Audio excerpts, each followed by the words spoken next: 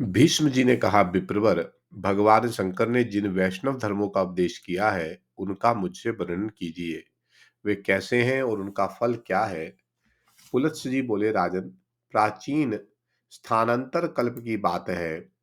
पिनाकधारी भगवान शंकर मंद्राचल पर विराजमान थे।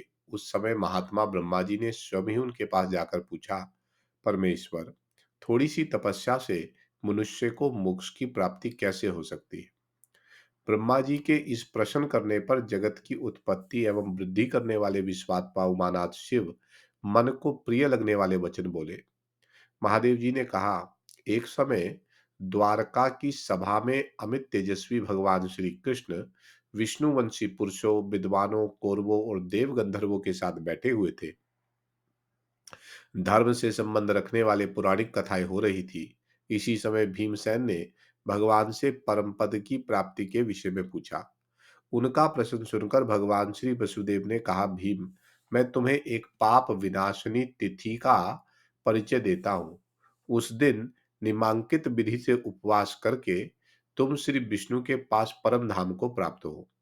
जिस दिन माघ मास की दसवीं तिथि आए, उस दिन समस्त शरीर में घी लगाकर तिल मिश्रित जल से स्नान करें तथा ओम नमो नारायणा इस मंत्र से भगवान श्री विष्णु का पूजन करें। कृष्णाय नमः कहकर दोनों चरणों की और सर्वात्मने नमः कहकर मस्तक की पूजा करें।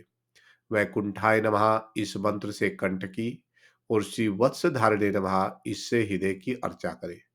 फिर शंखिने नमः, चक्रिणे नमः, गदिने नमः, वरदाय नमः तथा सर्वे नारायणः ऐसा कहकर आह्वान आदि से क्रम से भगवान की पूजा करें।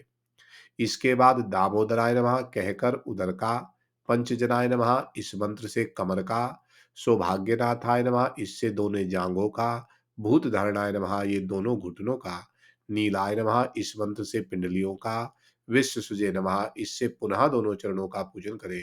तत्पश्चात देवे नमः, शांते नमः, लक्ष्मे नमः, श्रेय नमः, तुष्टाय नमः, पुष्टाय नमः, विवष्टाय नमः इन मंत्रों से भगवती माता लक्ष्मी की पूजा करें।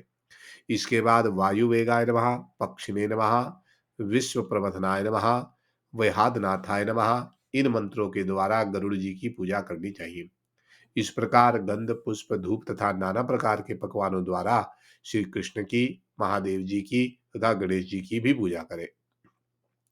फिर गौ के दूध की बनी हुई खीर लेकर घी के साथ मौन पूर्वक भोजन करें।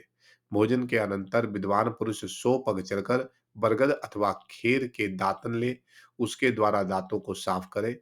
फिर मुंह धोकर आचमन करे। सूर्यास्त होने के बाद उत्तराभिमुख बैठकर साया काल की संध्या करे। उसके अंत में यह कहे, भगवान श्री नारायण को नमस्कार है। भगवान, मैं आपकी शरण में आया हूँ। दूसरे दिन एकादशी को निराहार रहकर भगवान केशव की पूजा करें और रात भर बैठकर रहकर शेष शैया भगवान की आराधना करें। फिर अग्नि में घी की आहुति देकर प्रार्थना करें कि हे पुंडरीकाक्ष, मैं द्वादशी को श्रेष्ठ ब्राह्मणों के साथ ही खीर का भोजन करूंगा। मेरा यह व्रत निर्विघ्नता पूर्वक पूर्ण हो। यह कहकर इतिहास पुराण की कथा सुनने के पश्चात शयन करें। सवेरा होने पर नदी में जाकर प्रसन्नता पूर्वक स्नान करें।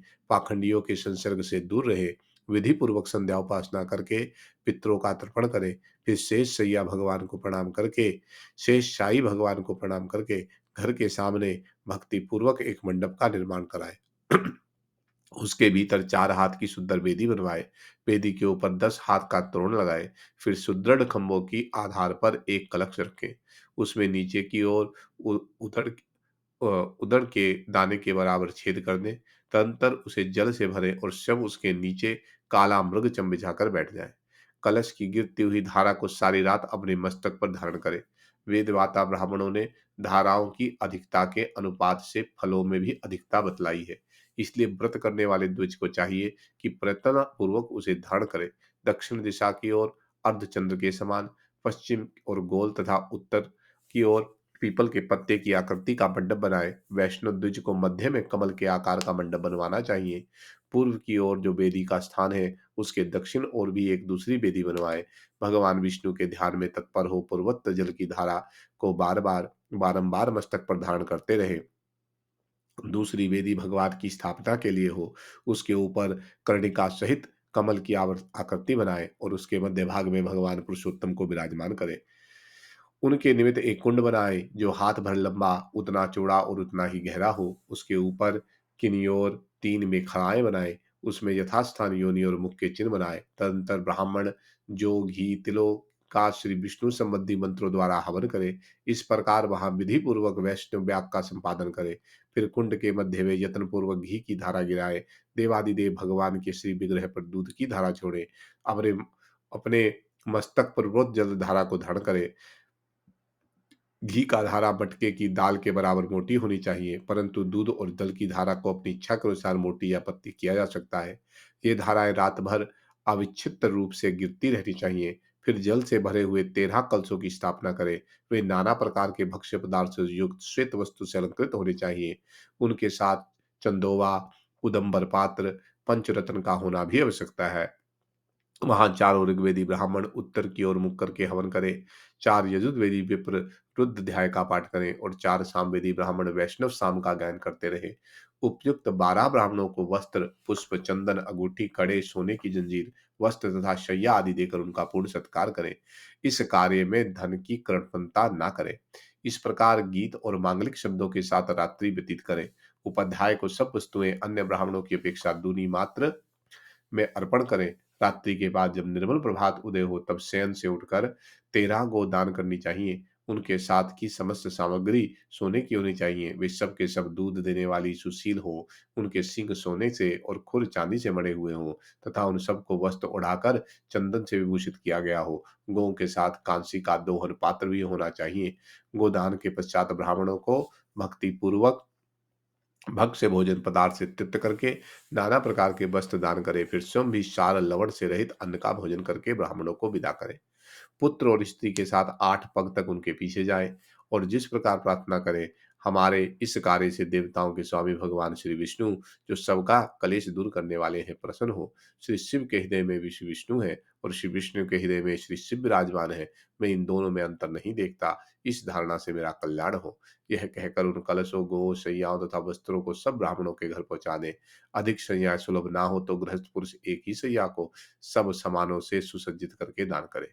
भीमसेन, वह दिन इतिहास और पुराणों के श्रवण में बिताना चाहिए। अतः तुम भी सत्वगुण का आश्रय ले मात्स्य का त्याग करके इस व्रत का अनुष्ठान करो। यह बात गुप्त व्रत है, किंतु स्नेहवश मैंने तुम्हें बता दिया है। वीर, तुम्हारे द्वारा इसका अनुष्ठान होने पर व्रत तुम्हारे ही नाम से प्रसिद्ध होगा। इसे लोग भीम द्वादशी कहेंगे। यह भीम द्वादशी सब पापों को हरने वाली शुभ कर्म कारिणी होगी। प्राचीन कल्प में इस व्रत को कल्याणी व्रत कहा जाता था। इसका स्मरण और कीर्तन मात्र करने से देवराज इंद्र का सारा पाप नष्ट हो गया था। इसी के अनुष्ठान से मेरा प्रिय सत्यभामा ने मुझे पति रूप में प्राप्त किया है। इस कल्याणमयी तिथि को सूर्यदेव ने सहस्त्र धाराओं से स्नान किया था, जिससे उन्हें तेजो में शरीर की प्राप्ति हुई है।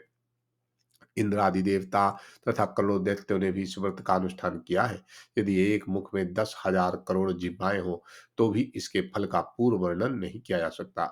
महादेव जी कहते हैं, ब्राह्मण, कलयुग के पापों को नष्ट करने वाली एवं अनंत फल प्रदान करने वाली इस कल्याणमयी तिथि की महिमा का वर्णन यादव राजकुमार भगवान श्री कृष्ण अपने श्री मुख से करेंगे।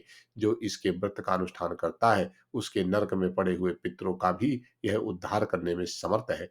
जो अत्यंत भक्ति के साथ इस कथा को सुनता और दूसरों के उपकार के लिए पढ़ता है, वह भगवान श्री विष्णु का भक्त और इंद्र का भी पूज्य होता है। पूर्व कल्प में जो माघ मास की द्वादशी परम पूजनीय कल्याणी तिथि के नाम से प्रसिद्ध थी, वही पांडुनंदन भीमसेन के व्रत करने पर अनंत पुण्यदायिनी भीम द्वादशी के नाम से प्रसिद्ध होगी।